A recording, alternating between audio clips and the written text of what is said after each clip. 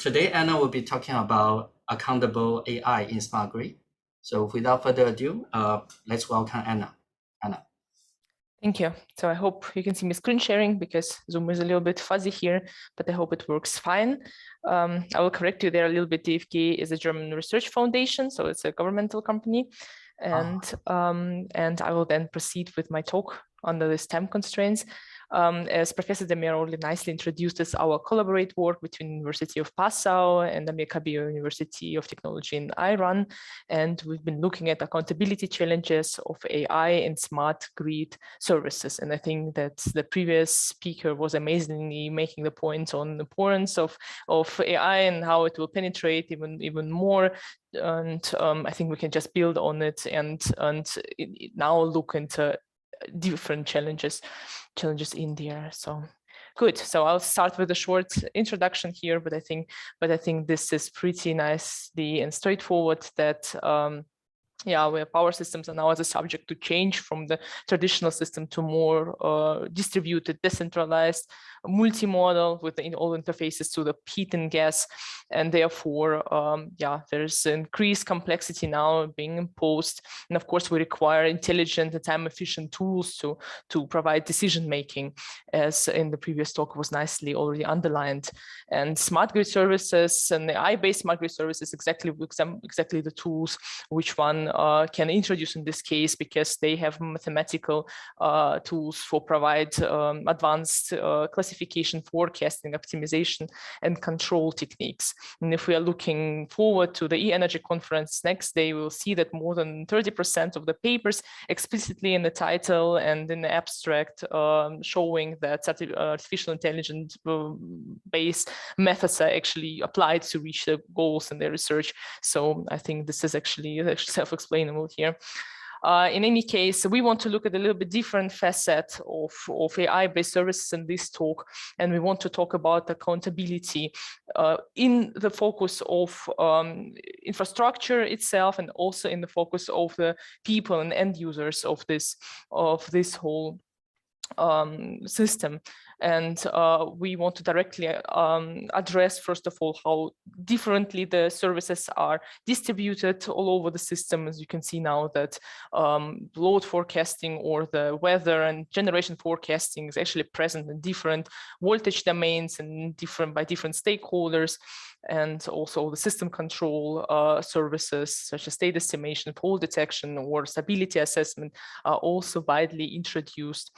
And in our research, in my talk today, I want to specify what will be then the accountability challenges of these services being introduced and are widely adopted by the grid operators in the terms of definition of accountability as it's known now, and also in terms of design, operational, and legal challenges. And we'll also discuss the now topic domain of explainable NI, and we'll build a bridge between explainable NI and accountable NI, and see how these two concepts cooperate and how we can use those. I would like to give here some small examples for the AI-based services and energy systems, but actually, I think in the previous talk we could see already that in a pretty nice detail. However, the examples I brought you today is, first of all, the example from our institution, the results of my colleagues who've been doing time series data-driven forecasts for the single units for the loads and for PV photovoltaic systems, and they've been applying artificial neural networks, in this case long short-term memory networks, in order to achieve more precise forecasts, time series forecast, and limit the penetration of the errors. So you can see that the long short-term neural networks are actually really advanced model, which includes additional hidden layers to capture better the not straightforward connections in the data. Another example I have from the literature here is completely different type of the service, is a state estimation, in which in this particular research, neural networks have been introduced to create pseudo measurements to support the system when the real-time measurements are not available due to communication constraints. So the main message of these two examples is to show that actually the services are distributed at completely different application scenarios and completely different levels, and responsible for completely different aspects within the grid. And what's also worth to mention in any case is that not all the AI-based services introduce some particular decision making, but the input of this AI-based services actually fed to the further processes or further services or all the processes inside the physical system, and then impact the operational decisions within the grid. So the question is then how we want to make all these services accountable, how we can explain it to ourselves as the system operators, and also to the end clients, that the decisions made by these AI-based services are actually feasible and trustful. So we'll start with accountability as a problem formulation first. And for this, I would invite you to look at the most established definition of accountability. So accountability by design means that the system or service has an obligation to give information about action taken, explain or justify why this particular action has been taken, and also potential obligation to make a consequent action in case of the punishment and reinforcement. The core issue here, the core challenge here is, and when we're looking at this definition, and when we're looking at the AI-based service, we see that we can't directly apply accountability by design to the AI-based service, because AI-based service actually is a set of phases in development and operation. And for each of these phases, we have particular actions being taken which need to be explained and justified. So for example, if we look at the data collection phase here in the blue square, we'll see that like for data collection, we need to collect the features, we need to pre-process the features, we need to extract the relevant features. Data can be anonymized, data can be sensitive, data should be pre-processed, and for each of these actions taken on the data by preparing data for the training, these changes all introduce the changes then to how the model will be trained and what the output the model will give. And you can extrapolate this to all other phases of development and deployment and operation, as a training phase itself, at the model design, and in the end as operational phase. And for some distributed machine learning approaches and like online learning approaches, we all have information exchange between all the phases, and this makes this situation so much more complex, that we can't just apply accountability to the service as a piece of software, but we actually have to apply accountability, develop methodologies for how to provide accountability to each of these phases. And therefore, we need to, for each of the phase, we need to answer the question, actually, yeah, what kind of accounting we need to provide here? So what kind of accounting data is required? Who is actually in charge for doing all those, for collecting this data and for collecting observations about how the process is actually taking place?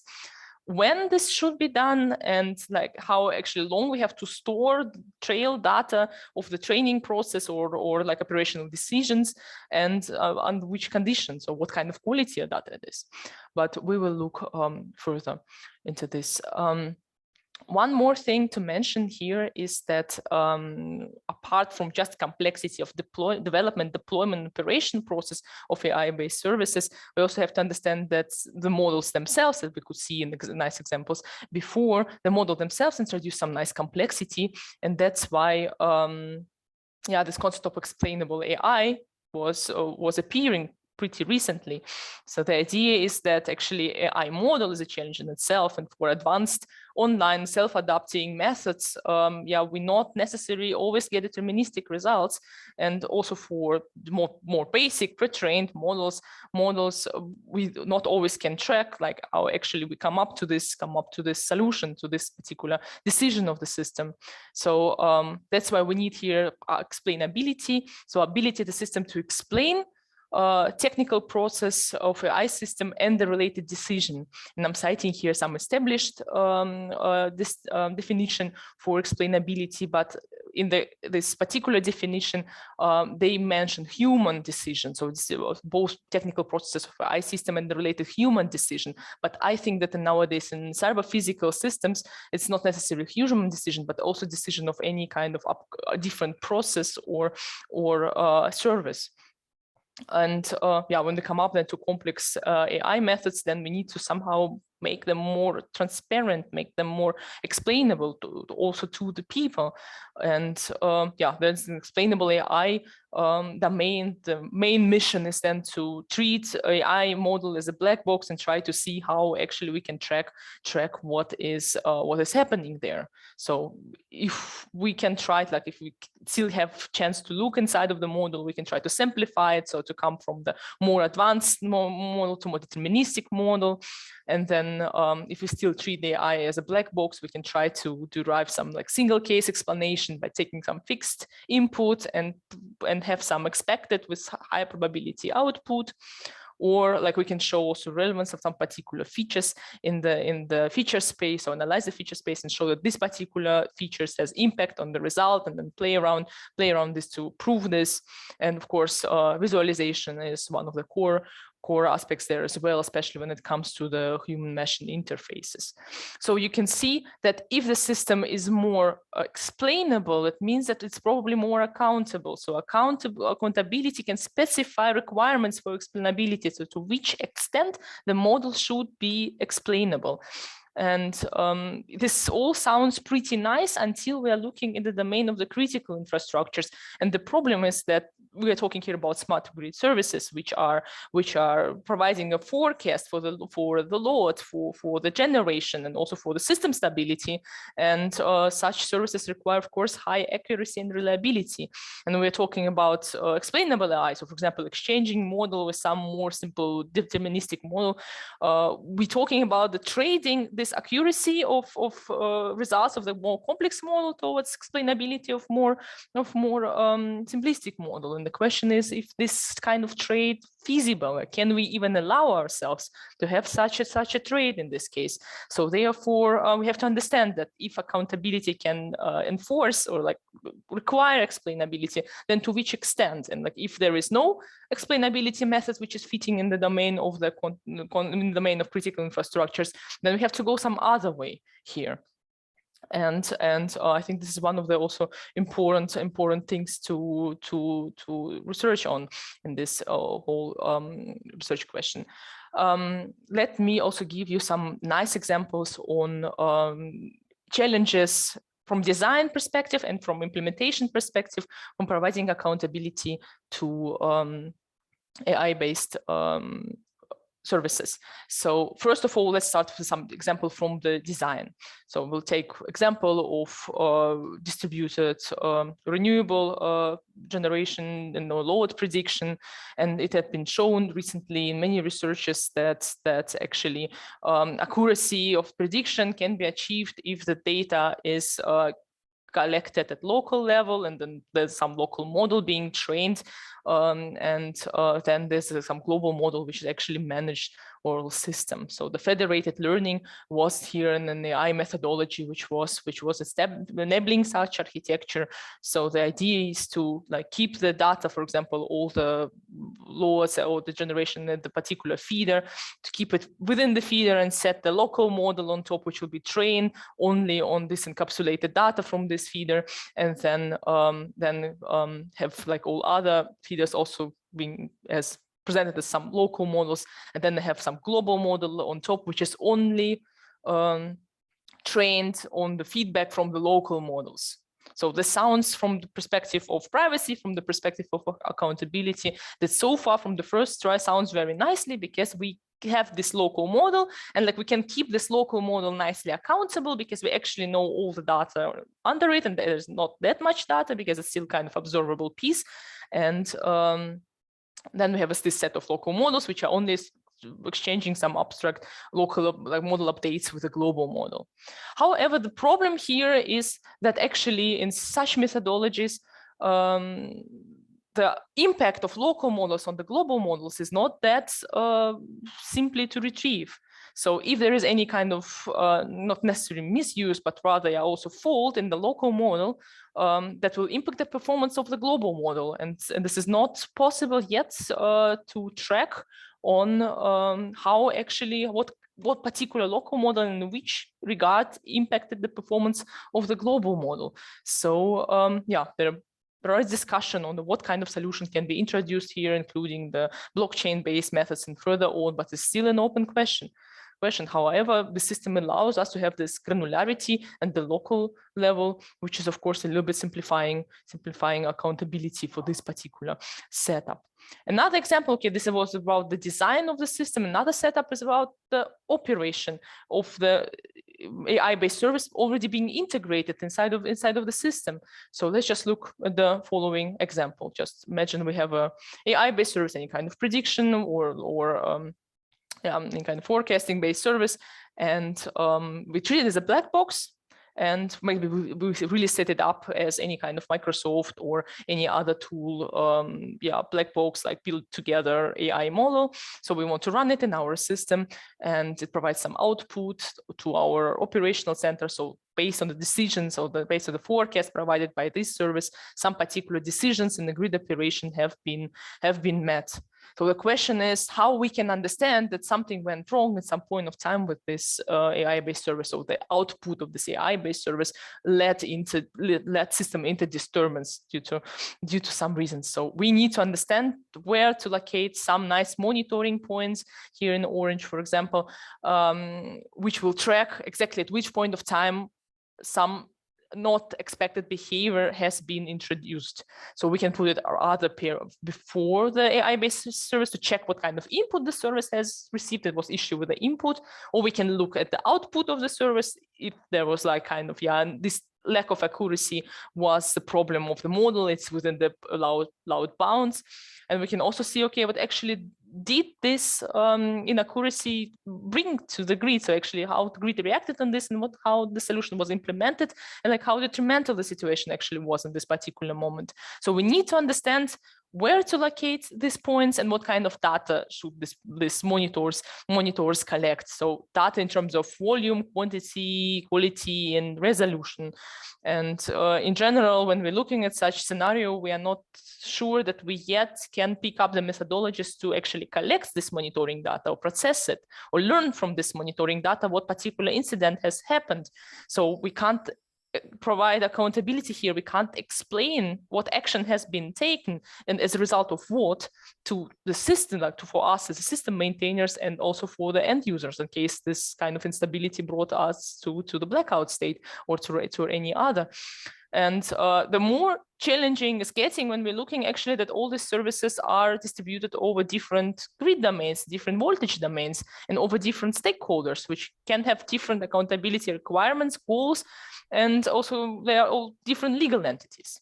And therefore, a question is, can we really set up a unified architecture for monitoring, or if we have to somehow analyze each service separately and set up a monitoring architecture for each service in particular. And of course, Anna, so Anna, yes, so how many more slides do you think you might have? Because this is the last one. Like the next one is conclusion. So I will. I see. We want I will now. Yes. Yeah. Thank you. Yeah. In any case, worth to mention all the legal challenges connected with the data collection in terms of monitoring. So what kind of data is required, like who is monitoring its data, analyzed or not, and that all this data should, of course, come up with legal frameworks of each particular country, like as a general data protection requirements in the European Union. Okay, then to conclude my talk for today, let's look again at the accountability definition. So we need to give information about each action taken in the AI-based service. We need to explain, justify why, and we also should be capable to take actions. And as we could see in this talk, the contribution of this talk would be then that we actually understand that this definition is not directly applicable because there are so many different phases of AI-based integration, and we need methodologies. We need to look for the methodologies which allows us to provide accountability to each of these phases. And we need to understand if this accountability monitoring system is some unified framework, or it should be also like each service should be treated in itself, if there's a chance to aggregate it somehow.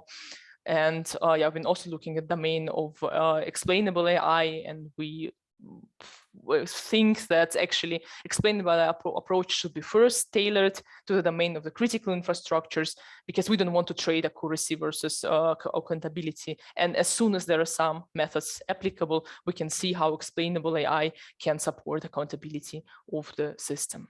Okay, then I think that I am very much done with my talk, and I thank you for your attention, and I'll be ready to join the discussion. Okay, thank you, Anna, for the talk.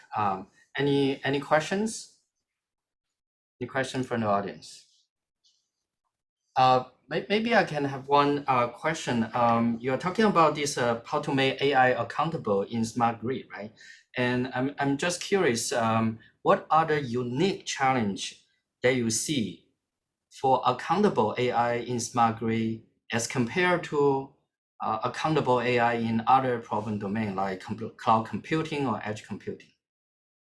I think the core challenge is here, first of all, the distributed manner of the system, that actually I spread over multiple stakeholders and multiple systems, and like accountability should be provided for the services which actually spread over distributed and transmission system. There should be a kind of unified framework and approaches how to do this. And secondly is that like we still have some specific requirements at the power system. So we still have accuracy, timeliness requirements at the power system.